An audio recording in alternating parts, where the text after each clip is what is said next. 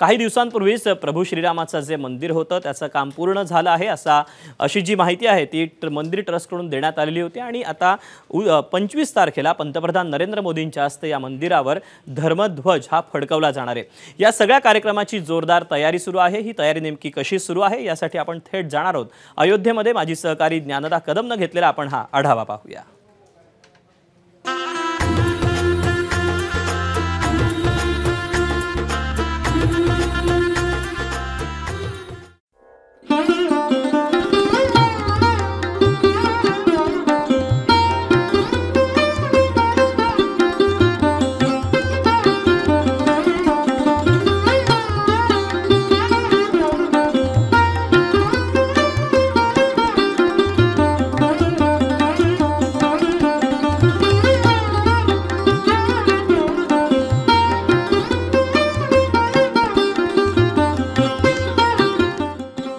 जिथे धर्मध्वज फडकावला जाणार आहे, मंदिराचा कळस, मंदिराचं शिखर आपल्या सगळ्या प्रेक्षकांना आपण थेट एबीपी माझाच्या माध्यमातून दाखवूया। आणि हा कळस म्हणजे केवळ मंदिर पूर्ण होण्याचं चिन्ह नाही, तर ते 500 वर्षांच्या संघर्षाचं, 500 वर्षाच्या त्यागाचं, सकारात्मकतेचं आणि ऊर्जेचं एक चिन्ह आहे।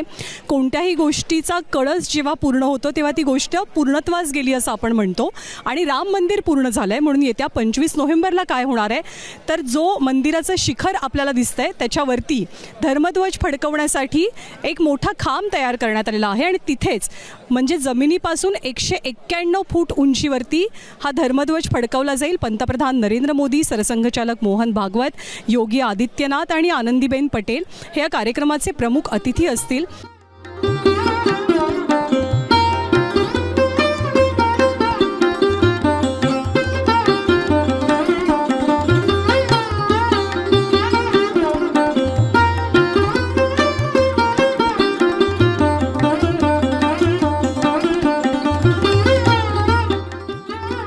या धर्मध्वजाचं एक वैशिष्ट्य आपण सांगूयात की 3 चिन्ह असणार आहेत।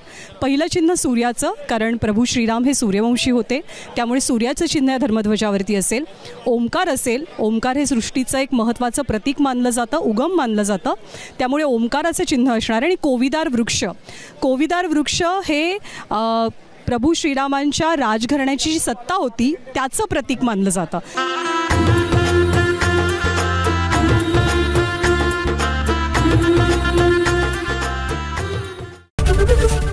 एबीपी माझा, उघडा डोळे बघा नीट।